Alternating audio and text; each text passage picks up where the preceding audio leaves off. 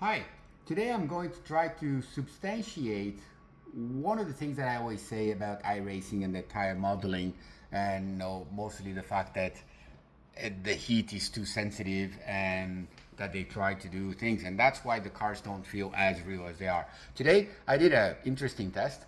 The Ray Formula Ford, which is their best car in on the platform. Mostly, I mean their best tire model. And I use this Silverstone track configuration, which is a very good test track, in my opinion.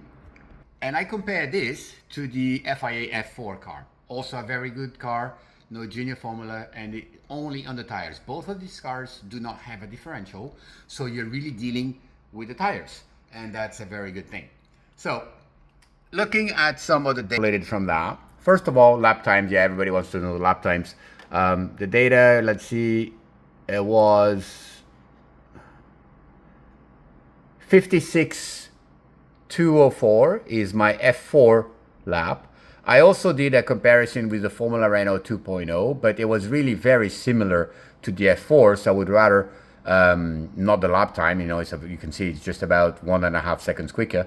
But I want to compare with the Ray Formula Ford, which is a 101.6, 5 seconds a lap slower. But that's not the point.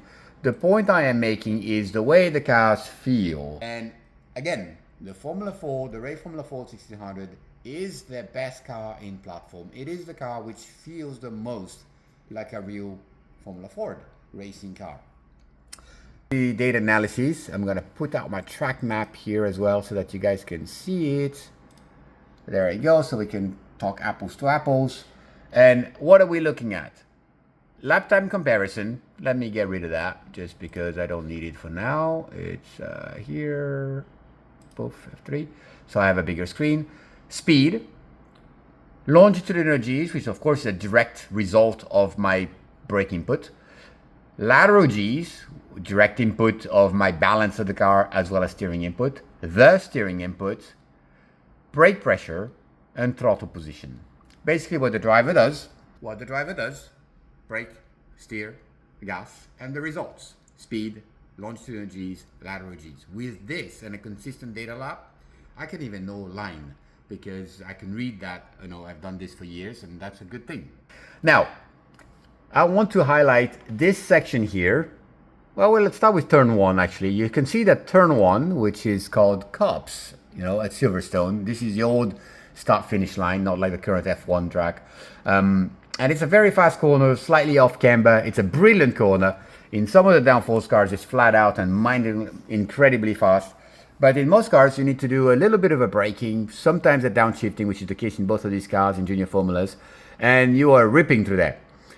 What I want to highlight is the fact that I have steering corrections in the Ray. Red is the Ray Formula Ford. And of course, I have to slow down more. You see that the lateral G on entry is almost the same as I use a little bit of brake pressure to turn in, 1.4 to 1.7, so a little bit superior in the F4, but then through the corner, that carries 2.1 where I'm down to 1.4 and still 1.3 at the end, 1.7 at the end. Of course, the F4 is faster, it makes a lot of downforce, it's on slicks. Point is, the whole time, you see that lateral Gs is nice and smooth. There is a couple of bumps here. But I'm working the wheel to keep the car on that balance.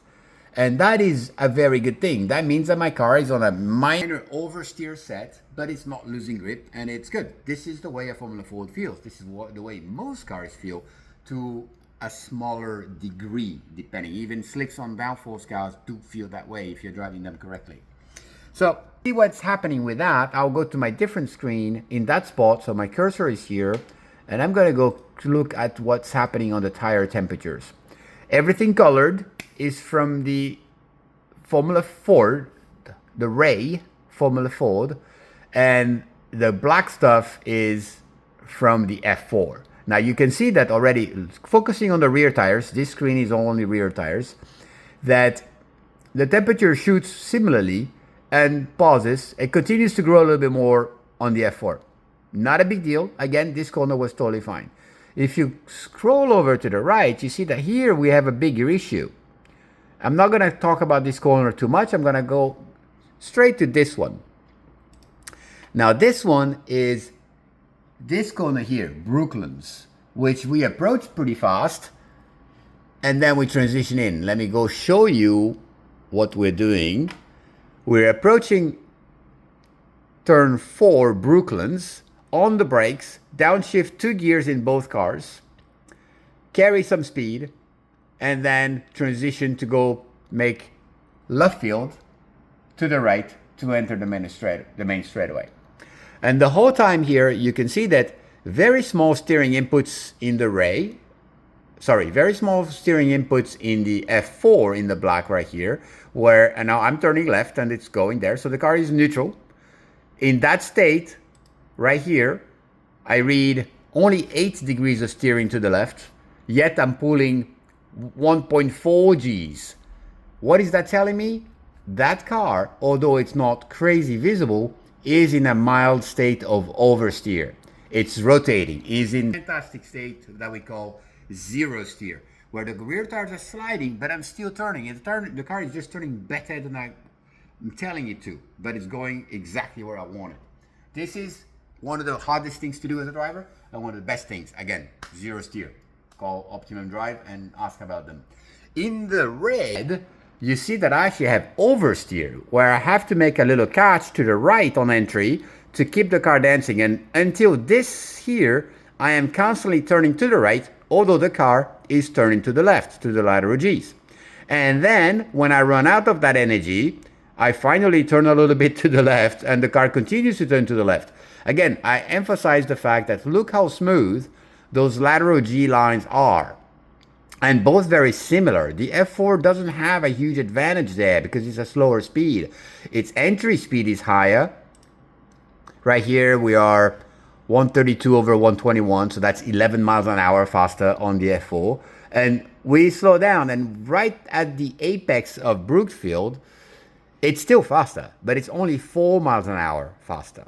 You see 72 over 68.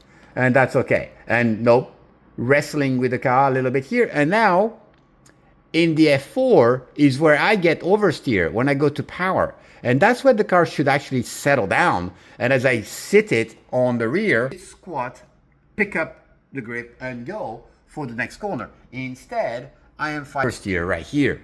Okay, fine. And then we transition to the other corner where there is a little bit of another braking. You know, we accelerate and we brake a little bit to now left field to go into the main straightaway.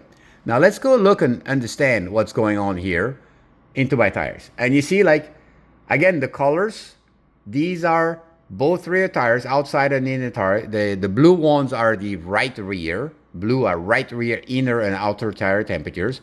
And the pink one or purple one, fuchsia, are the left rear of the Ray Formula Ford.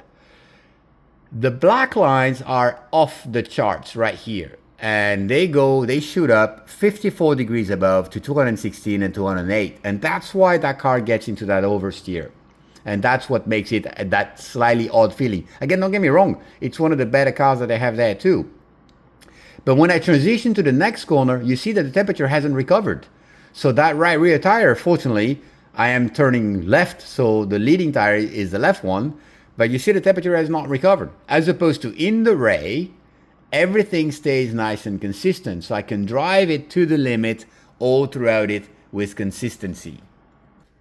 I believe that if every iRacing tire behaved through temperature more like the Ray does, the drivability of these cars would improve tremendously, and the realism would improve tremendously. Of course, what you need to do too is what I've talked about in the past, is the slip angle, which as you increase the slip angle, as there is a disconnect between, there is a disconnect between the steering wheel and the grip level. As the slip angle increases and exceeds, which I don't have any case of brutal understeer on this graph, I'll make some later, there should, as is, every single tire model that I have sampled within iRacing, there is a drop-off. You get to the peak, there is a drop-off, but that drop-off is not substantial. It's not big enough, and then it stays consistent for a longer time. That drop-off needs to be bigger, and also rather than increasing just the heat like crazy, it should increase the wear in a much more aggressive way. I mean, you can go drive like very poorly for several laps and you come back in and you only use like 10% of your tires after a full race. It really takes a lot of abuse for you to run out of tires, and that's not the reality. It's you need to be much cleaner, and that cleanness should also translate into faster lap times, not slower lap times. Right now you can abuse this and abuse the front tires, privileging the grip of the rear tires so that you can put power down and actually turn faster lap times, which is not real, in a non-real way. So again, my 2 cents. Thank you.